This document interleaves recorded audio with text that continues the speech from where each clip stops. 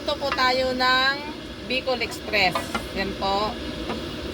Sasangkot sa lang po natin, palalagasin po natin yung kanyang sariling mantika. Saka natin po ilalagay yung kanyang mga ricado.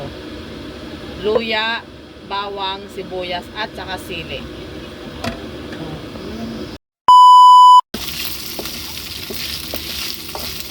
So, lagyan na po natin yung kanyang mga ricado na luya, bawang, sabay-sabayin na po natin sila. Sibuyas, at ang siling green. Mahal po ang siling green ngayon, kaya dinagdagan ko po siya ng siling pula. Haluin.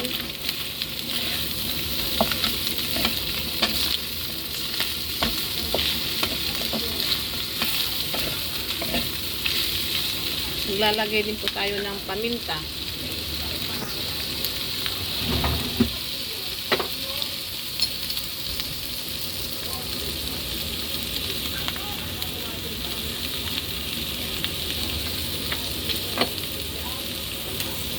Maglalagay din po tayo ng bagoong alamang.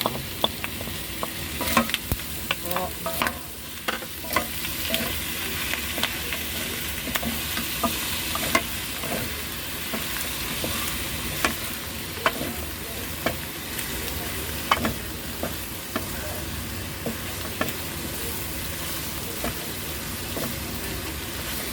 lalagyan na po natin siya ng gata. Ito po ay yung pangalawang tiga.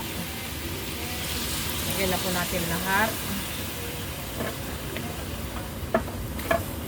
Ayan po natin siyang kumulo. At magdadagdag po tayo ng gulay na sigarilyas.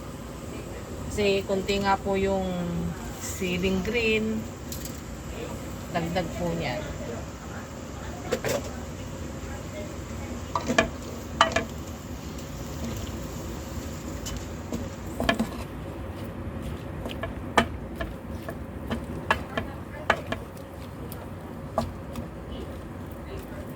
Antayin po natin kumulo. Tapos idadagdag natin yung kakanggata, yung unang piga. 3 days later.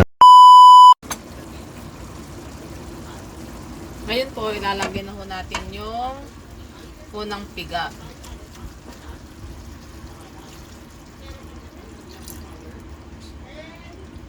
Yan. Tapos, aantayin na lang po nating maiga po yung kanyang gata at luto na po yan. Aanin lang po natin yung kanyang gata.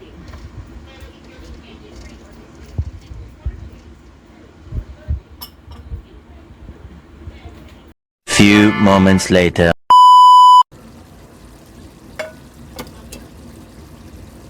Po, tignan po natin kung ano na po. Luto na ang ating Bicol Express. Tikman po natin.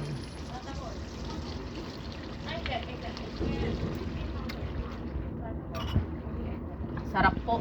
Maanghang talaga.